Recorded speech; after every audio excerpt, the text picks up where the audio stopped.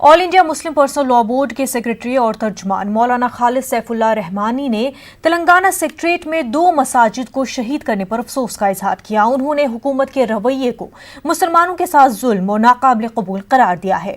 मुस्लिम personal law board के तर्जुमान ने उसी मकाम पर दोबारा मसाजिद तामीर करने का हुकूमत से मुतालबा किया, बसूरत दीगर मुसलमानों के सड़कों पर उतर आने का अंदेशा जाहिर किया। अफसोस की बात है कि उस इहाते में जो 2 मस्जिदें थीं, एक मस्जिद हाशमी और एक मस्जिद दफातिर मोतमदी, इन दोनों मस्जिदों को भी गिरा दिया गया। ये बहुत बड़ा जुल्म है मुसलमानों के साथ, अगर जानबूझकर किया गया हो, और ये क़तअन मुसलमानों के लिए काबिल कबूल नहीं है। हम हुकूमत पर यह बात वाज़ेह करना चाहते हैं, हम all India Muslim personal law board की तरफ से दक्कन और पूरे हिंदुस्तान के मुसलमानों की तरफ से ये मुतालबा करते हैं कि फौरी तौर पर और जल्द से जल्द इन्हीं उसी जगह पर दोबारा मस्जिद की तामीर की जाए। हमारे लिए ये बात काबिल कबूल नहीं है कि उससे हटकर किसी जगह मस्जिद बनाई जाए, चाहे कितनी खूबसूरत मस्जिद हो। ऐसा नहीं है कि मुसलमानों के पास मस्जिदें नहीं हैं, और ऐसा भी नहीं है कि मुसलमान खुद अपनी मस्जिद तामीर नहीं कर सकता हो, ऐसा नहीं है। मसला यह है कि हमारे अक़ीदे के लिहाज से जो जगह एक दफ़ा मस्जिद बना दी गई, उसकी हैसियत को बदला नहीं जा सकता। और हुकूमत मुद्दत की तायीन के साथ ये बात कहे कि यह हमारी गलती हुई है, हम इतने दिनों के अंदर ये मस्जिद तामीर कर देंगे, और फिर अपनी तरफ से गवर्नमेंट अफसरों को, गवर्नमेंट महकमों को हिदायत जारी करे कि ये जगह मस्जिद की थी, यहाँ दोबारा मस्जिद तामीर की जाए। हम पूरी क़ुव्वत के साथ हुकूमत से इसका मुतालबा करते हैं, और अगर हुकूमत ने हमारे इस जायज़ मुतालबे पर तवज्जो नहीं दी और अपनी गलती की तलाफ़ी करने की कोशिश नहीं की, तो इस बात का अंदेशा है कि मुसलमान सड़कों पर आ जाएं और एक आम बरहमी की फ़िज़ा पैदा हो जाए। तहरीक मुस्लिम शबान के सदर मुश्ताक मलिक ने सेक्रेटेरिएट के मसाजिद के इन्हदाम पर अफसोस का इजहार किया। उन्होंने हुकूमत और उसके हलीफों को 2 मसाजिद के इन्हदाम के लिए जिम्मेदार करार दिया है। उन्होंने मस्जिद में मौजूद मुक़द्दस अशिया को महफूज रहने की अपील की। उन्होंने इल्ज़ाम लगाया कि हुकूमत अपनी नाकामी को छुपाने के लिए वक्फ बोर्ड के सदर नशीन को जिम्मेदार ठहरा रही है। जो सियासी जमात से वाबस्ता साहब हैं और जो वक्फ बोर्ड के रुकन भी हैं और साबिक़ा में सियासी जमात के कैंडिडेट की हैसियत से उन्होंने मुकाबला भी किया था, हाई कोर्ट में पिटीशन डाला गया।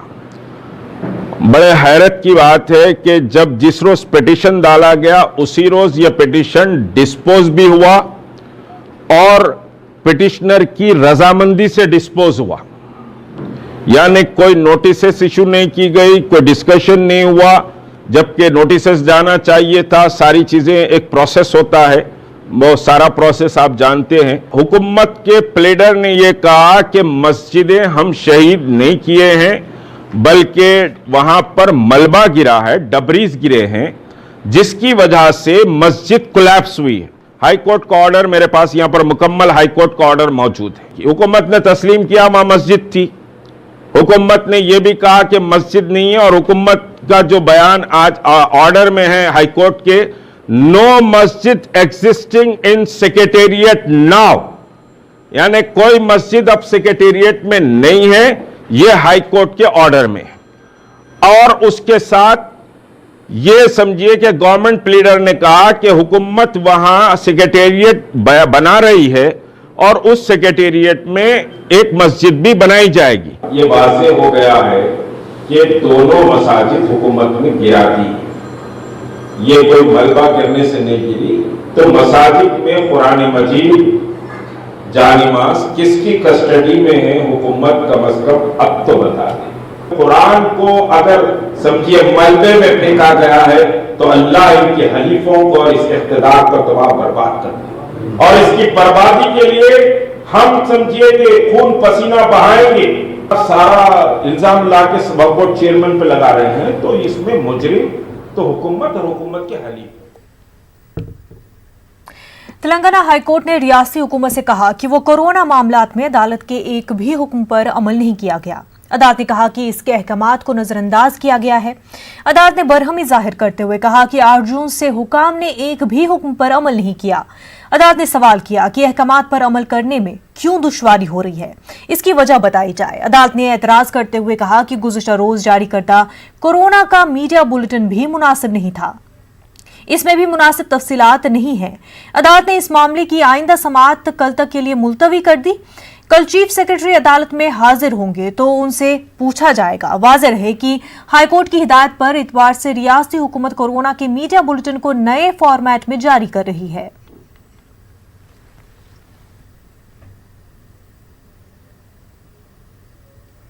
तेलंगाना में कोरोना के मजीद 1473 नए मस्बत मामले दर्ज किए गए हैं। डायरेक्टर सेहत आमा और खानदानी बहबूद की जानिब से जारी करदा मीडिया बुलेटिन के मुताबिक इतवार की शब 8 बजे तक रियासत में कोविड-19 के जुमला की तादाद 55,532 तक जा पहुंची। इस वबा से रियासत में कोरोना से मरने वालों की तादाद 471 तक पहुंची। तेलंगाना में कोरोना से रूबे सेहत होने वालों की तादाद 42,106 हो गई। मौजूदा तौर पर 12,995 अफराद जेर इलाज हैं। अहदेदारों ने कहा कि रियासत में कोरोना से अमवात की शरह 0.85% है। ताज़ा तौर पर नए मामलात में ग्रेटर हैदराबाद म्युनिसिपल कॉरपोरेशन हदूद में 506 नए मामला दर्ज किए गए। जिला रंगारेड्डी में 168, वरंगल अर्बन में 111 मामला दर्ज किए गए।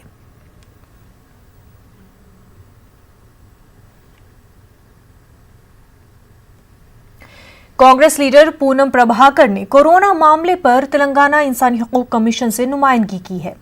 रियासती हुकूमत पर लापरवाही का इल्जाम लगाया है। कमीशन ने चेस्ट अस्पताल के नोटिस जारी किया है। इस मामले पर 30 जुलाई तक रिपोर्ट दाखिल करने की हिदायत दी गई है। कोविड पेशेंटों के लिए कोई सुविधा नहीं कर रहे बोल के ऑक्सीजन निकाल दिए, हम मर जा रहे बोल के खुद मरीज एक वीडियो निकाल के सोशल मीडिया में लगाया, उसका बाप मम्मी डैडी को भेजा है, तो वो मीडिया को भेजने के तुरंत वो मर गया। तो हमने उसके ऊपर ह्यूमन राइट्स के ऊपर केस लगाया गवर्नमेंट के ऊपर। कल ह्यूमन राइट्स ने सुपरिटेंडेंट चेस्ट हॉस्पिटल को नोटिस दिया गया रिपोर्ट पूरा सबमिट करने के लिए। आज एक आदमी का जान का कोई परवाह नहीं है तेलंगाना सरकार को, और इतना कोई देखभाल करने का, ऑक्सीजन का, हॉस्पिटल का, फैसिलिटीज का कुछ भी नहीं कर रहे। कहीं काना चीज नहीं है, कहीं कल गांधी हॉस्पिटल में जनरेटर करंट बंद है तो फिर जनरेटर के बाद डीजल नहीं है बोल के ऐसा लापरवाही चल रहा है। इसके ऊपर ह्यूमन राइट्स सही तरीका से एक्शन ले और आने वाला दिन में पेशेंटों को सही तरीका से ट्रीटमेंट मिले, यही हमारा फर्ज जिम्मेदारी समझ के हमने ह्यूमन राइट्स में केस डाला। ह्यूमन राइट्स में 30 तारीख के अंदर रिपोर्ट सबमिट करना है, उसके बाद फिर हमारा आर्ग्यूमेंट चलेगा। हैदराबाद के तारीखी उस्मानिया अस्पताल की कदीम इमारत को आज मुहरबंद कर दिया गया। वाज़ेह है कि डायरेक्टर महकमे सेहत आमा की जानिब से इस अस्पताल के सुपरिटेंडेंट के नाम जारी करता सर्क्यूलर में पुरानी इमारत को खाली करते हुए उसको मुहरबंद करने और मरीजों को दीगर वार्ड्स में मुंतकिल करने की हिदायत दी गई थी। साथ ही इस इमारत में किसी भी किस्म की कोई सरगर्मी अंजाम न देने की भी हिदायत दी गई। चंद दिन कबल अस्पताल में पानी दाखिल हो गया था, जिसके बाद ये फैसला लिया गया और आज तारीखी अस्पताल की कदीम इमारत बंद कर दी गई। वाज़ेह है कि गरीब मरीजों को बेहतर से बेहतर इलाज की सहूलत फराहम करने के मकसद से 155 साल कबल हैदराबाद के साबिक हुक्मरान नवाब मीर उस्मान अली खान ने इस अस्पताल को तामीर करवाया था। इस अस्पताल से तेलंगाना, आंध्र, कर्नाटका और महाराष्ट्र के अलावा दीगर रियासतों से गरीब अवाम इलाज करवाते रहे हैं। उस्मानिया अस्पताल 26 एकड़ अराजी पर मुश्तमिल है। टीआरएस हुकूमत ने अस्पताल की इमारत की तज़ीन नौ के लिए फंड मुख्तस करने का ऐलान किया था, मगर आज तक उसमें कोई पेशरफ नहीं हुई। हुकूमत की लापरवाही से ऐसा महसूस हो रहा है कि हुकूमत इस इमारत के अज खुद मुनहदम होने का इंतजार कर रही है। इमारत की सूरत हाल का जायजा लेने के लिए कई सर्वे किए गए, जिसमें यही बताया गया कि इमारत की तज़ीन नौ, मरम्मत और आहकपाशी के बाद मजीद 1 सदी तक ये इमारत अस्पताल के काबिल रहेगी।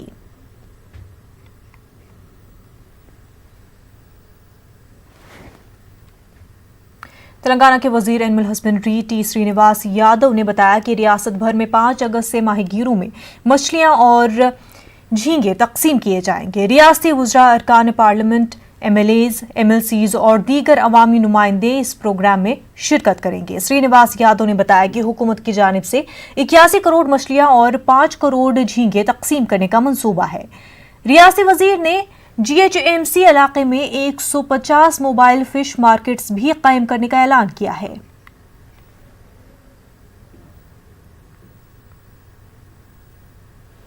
చేపపిల్లల పంపిణీ కార్యక్రమం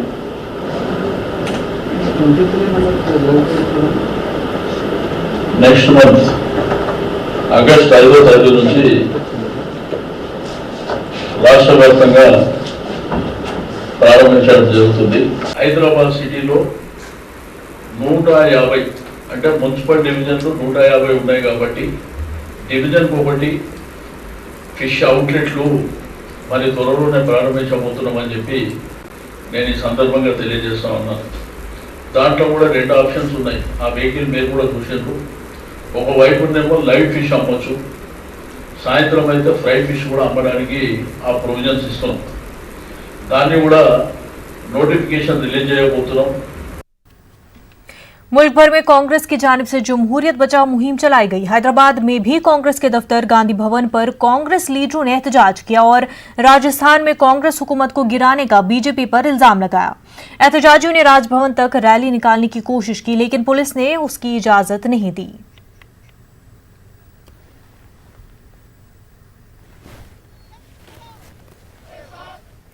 कांग्रेस के एहतजाजी कारकुनों और लीडर्स को पुलिस ने बेगम बाजार पुलिस स्टेशन मुंतकिल कर दिया। पुलिस के रवैये के खिलाफ कांग्रेस कारकुनों ने एहतजाज किया और मुल्क में जमहूरियत को कमजोर करने का इल्जाम लगाया।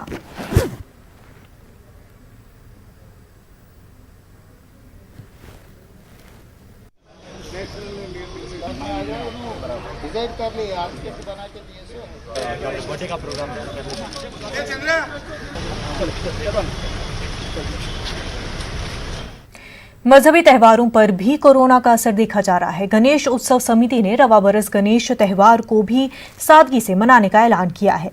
समिति के सेक्रेटरी भगवंत राव ने कोविड-19 के पेश नजर गणेश भक्तों से सादगी के साथ गणेश त्योहार मनाने की अपील की है।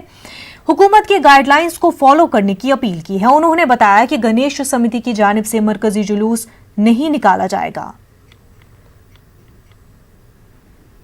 చేసే సామూహిక గణేష ఉత్సవాలను విగ్రహం యొక్క ఎత్తులపై పోటీ పడకుండా సాధ్యమైనంత వరకు సాధారణంగా సౌకర్యవంతంగా అట్టహాసం లేకుండా కేంద్ర రాష్ట్ర ప్రభుత్వ ఆరోగ్య మార్గదర్శకాలకు అనుకూలంగా మండపాలను ఏర్పాటు చేసి తక్కువ భక్తులు ఉండేటట్లు, మాస్కులు ధరించేటట్లు, శానిటైజర్ ఉపయోగించేటట్లు, భౌతిక దూరం పాటించేటట్లు జరుపుకోవాలి।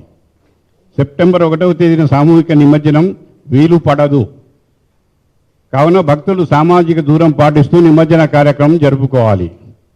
ఈ మధ్య కొంతమంది ఫ్యాషన్గా టబ్బుల్లో బకెట్లో నిమజ్జనం చేయాలని అంటున్నారు। ఇది మన సాంప్రదాయం కాదు। వినాయకుని పూజకు ఏ ఆటంకం జరగకుండా ప్రభుత్వం తగు ఏర్పాట్లు చేయాలి। విగ్రహ తయారీదారులను మరియు ఉత్సవాలపై ఆధారపడి జీవనం సాగించే వివిధ వృత్తి కళాకారులను ప్రభుత్వం ఆదుకోవాలి। మాస్ ఇమ్మర్షన్ అనేది ఏదైతే ఉంటుందో అది మన తరఫున పిలుపు ఇవ్వడం లేదు, ఆపినము।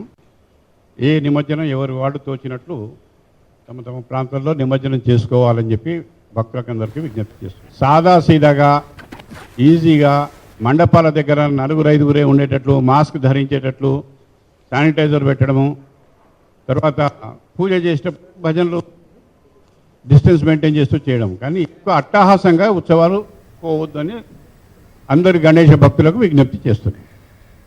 तेलंगाना के प्राइवेट ट्रैवल ऑपरेटर्स से खैरताबाद आरटीसी दफ्तर पर एहतजाज किया और हुकूमत से क्वार्टरली टैक्स माफ करने की मांग की। एहतजाजियों ने कहा कि लॉकडाउन की वजह से कारोबार मुतासर है, ऐसे में टैक्स अदा करना ऑपरेटर्स के लिए मुश्किल है। उन्होंने हुकूमत से ऑपरेटर्स से ताउन करने की अपील की है।